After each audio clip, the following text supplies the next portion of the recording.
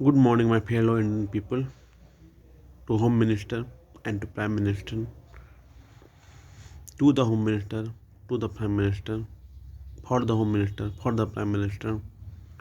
तो आज मैं जो कहने जा रहा हूँ वो मैं एक कहानी बताने जा रहा हूँ आज़ाद भारत की। यानी कि जब भारत आज़ाद हुआ था, ये कहानी भी मुझे मेरे परिवार में के लोगों से, मेरे नाना जी से सुनने को मुझे मिला था। तब संविधान चोरी हो गया था। जब भारत आज़ाद हुआ था तो कुछ गैर मुस्लिम तत्वों ने, कुछ और असंवैधानिक तत्वों ने संविधान को चोरी कर लिया था। तो ये तो बहुत बड़ी दुविधा हो गई गांधी जी के पास, नेहरू जी के पास, पंडित जवाहरलाल लाल बहादुर शास्त्री के पास, राजेंद्र प्रसाद के पास, कि क्या किया जाए, क्या नहीं किया जाए। तो पंडित नेहरू से, जवाहरलाल नेहरू से महात्मा गांधी पूछते हैं, आपने तो पढ़ा होगा संविधान को, इंग्लिश में था संविधान, आपने पढ़ा होगा। तो जवाहरलाल नेहरू ने कहते हैं, ज़्यादा तो नहीं, बस एक बार मैंने संविधान पढ़ा था। तो उनसे फिर पूछते हैं कि आपको याद है? हाँ, हमको याद है। और फिर जवाहरलाल नेहरू संविधान बोलना शुरू करते हैं और उसको फिर लिखा जाता। संविधान थोड़ा सा लंबा था, फिर भी करीब आधे घंटे तक जवाहरलाल नेहरू बोलते रहते हैं और आधे घंटे तक उनकी सारी बातों को लिखा जाता है और उसी की बात पे फिर चलना शुरू हो जाता है।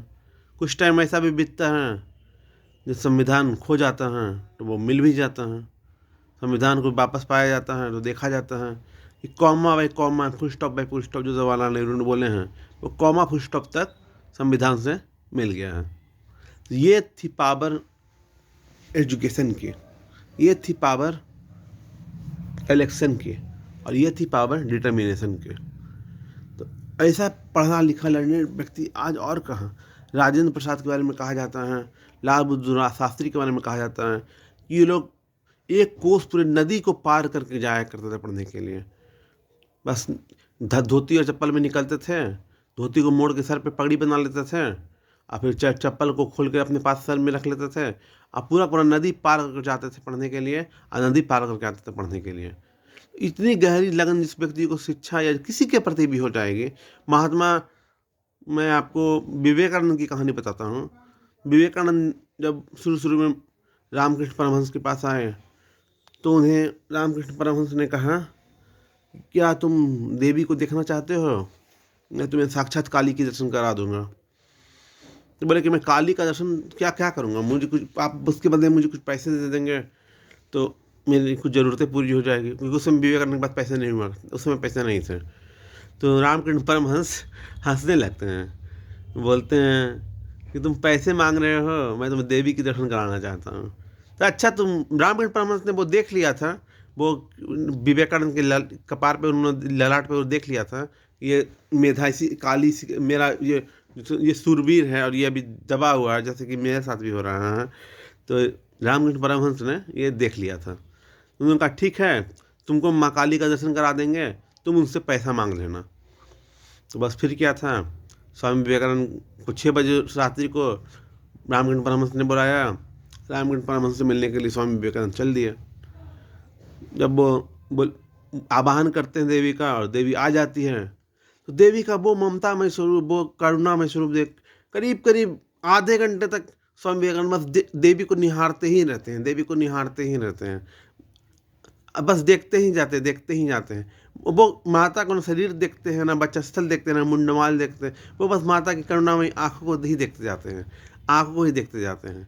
और उसके बाद जब माता से बोलती हैं कि अब चले नरेंद्र, तो वो उनसे ठीक है, अब वो चली जाती हैं। तो फिर आते हैं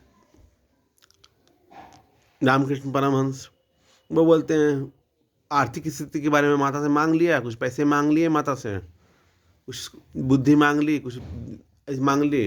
तब तुमने बोला, अरे हमको तो कुछ विश्वास ही नहीं हुआ, माता मेरे सामने आई, कब समय बीता, कब रात बीता, कब दिन बीता, हमको तो कुछ काली के सामने काल का तो कुछ प्रभाव ही नहीं लगा। हम पैसा क्या, हम कुछ भी नहीं मांगे। तब विवेकानंद को नरेंद्र को बोलते हैं, जो विवेकानंद का बचपन का नाम नरेंद्र था, तो उनको रामकृष्ण परमहंस बोलते, ठीक है, तुमको एक बार और काली का दर्शन हम करा देंगे, तो उससे भी मिल लेना, और जो पैसे का दरकार है तुम्हें वो तुम्हारा पूरा हो जाएगा। तो नरेंद्र नाथ जो थे वो दोबारा जाते हैं, दोबारा भी उनके साथ यही होता है। वो माँ की अद्भुत अभिल किंचन ममता में स्वरूप में इतना खो जाते हैं कि उनकी माँ से बस दूसरी बार बस माँ निकल पाता है, उससे ज़्यादा वो नहीं को बोल पाते हैं। और उसके बाद माँ बोलती है मैं चलूँ नरेंद्र, वो ऐसा करके वो माँ को कोई बोल के चले जाते हैं। तो फिर आते हैं रामकृष्ण परमहंस। रामकृष्ण परमहंस दोबारा पूछते हैं कि क्या नरेंद्र नाथ मांग लिए माँ से कुछ? बोला कि नहीं, इस बार भी नहीं हो पाया हमको, हम इतना वाक्य कौशल में चतुर हैं, इतना ये हैं वो हैं, फिर भी माता का जब छवि आती है, माँ में सामने आती है, मैं बिल्कुल अज्ञान बिल्कुल नवजात बालक की तरह हो जाता है, मुझे माँ के अलावा कुछ बोला जाता ही नहीं है। तो उसने बोला कि मैं तुम्हें ये आखिरी बार दर्शन कराऊंगा, माँ की आखिरी बार दर्शन कराऊंगा, अगर तुम मांग लिए तो मांग लिए, नहीं तो बाकी तुम्हारी गति जैसी तुम्हारी मति। मान श्री रामकृष्ण परमहंस ने एक बार और उनको बुला लिया। तो उस बारे में सोच के मैं पक्का माँ से धन और दौलत मांगूंगा।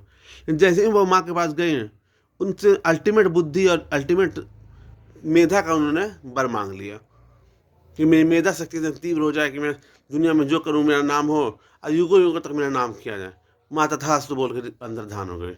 और उसके बाद से देख लीजिए स्वामी विवेकानंद की मेधा इतनी चतुर हो गई, वो इतने तेज हो गए, उनको माँ की कृपा से उनको ऐसा बुद्धि प्राप्त हो गया कि वो 700 पेज का किताब को भी 1 मिनट में याद कर लेते थे।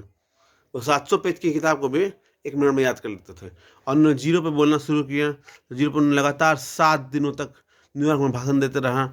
और उसमें कुछ तथ्य मैं भी जीरो पे बोल सकता हूँ, लेकिन मैं 7 मिनट या 7 दिन तक नहीं बोल सकता, मैं 7 मिनट तक बोल सकता हूँ, 10 मिनट तक जीरो पे बोल सकता हूँ। इतना मैं पावर है मेरे में, इतना मैं जानता हूँ मैं 10 मिनट तक जीरो पे बोल सकूँ। लेकिन मैं उतना तो मेरी मेधा प्रखंड नहीं हुई है, और ना ही मुझे माँ काली की साक्षात दर्शन है। दर्शन है तो हर चीज़ की है, लेकिन छाया में है, लेकिन अभी प्रत्यक्ष दर्शन प्रत्यक्षीकरण नहीं है। तो मैं अब क्या बोलूँ, इन सभी शब्दों के साथ एक रोचक कहानी मैंने आपको सुनाया है। आपको कैसा लगा आप मुझे बताएं। मुझे फेसबुक पर लाइक करें, सब्सक्राइब करें। Thank you very much, have a nice day.